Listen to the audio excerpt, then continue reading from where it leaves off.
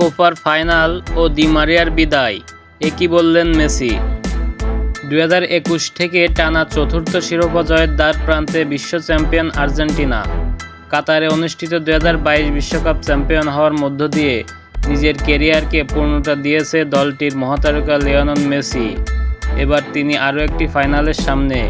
Copa আমেরিকার রোমাঞ্চকর ম্যাচটি তাদের মোকাবেলা করতে হবে দুর্দান্ত ফর্মে থাকা কলম্বিয়ার সাথে।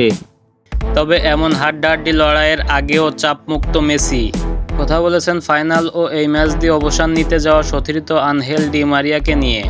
আগামী সোমবার বাংলাদেশ সময় ভোর 6টায় কোপার শিরোপা নির্ধারণী ম্যাচে মুখোমুখি হবে আর্জেন্টিনা ও কলম্বিয়া। এই ম্যাচ নিয়ে স্বাভাবিকভাবেই রোমাঞ্চ ও উত্তেজনা বোধ করছে আর্জেন্টাইন ফুটবলাররা। কিন্তু ব্যতিক্রম মেসি আগেই জানিয়েছে নিজের শেষ সময়টা উপভোগ করার কথা। বয়সটা 37 পেরিয়েছে, তবে এখনও ঠিকই প্রতিপক্ষ ডিফেন্ডারের মাথার ব্যথার কারণ LM10। যদিও এবারের কোপায় শুরুর দিকে তাকে বেশ ছন্দে খুঁজায় মরিয়া দেখা গেছে, তবে সেটিও কাটিয়ে উঠেছেন ধীরে ধীরে।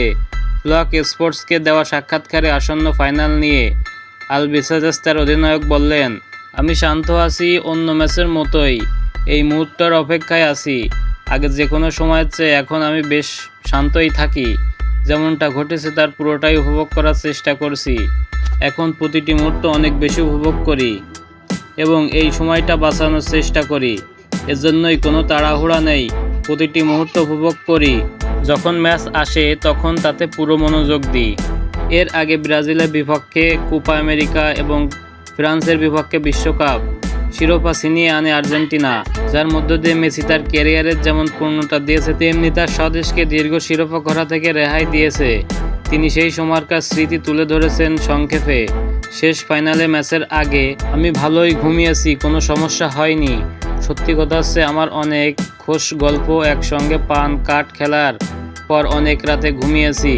আমরা দেরিতে ঘুমালেও ভালো ঘুম হয়েছে। আমরা এখন সব কিছু উপভোগের চেষ্টা করি, এমনকি সেটা কোনো ছোটোখাটো বিষয় হলেও।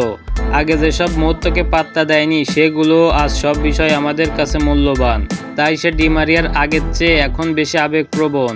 যে কোনো অভিজ্ঞতায় সে তুলনামূলক বেশি রোমাঞ্চিত। আমারও জাতীয় দলের সবাই তার এই শেষ সময়কে যথেষ্ট সঙ্গ দেওয়ার চেষ্টা করছি, তার পাশেই আছি।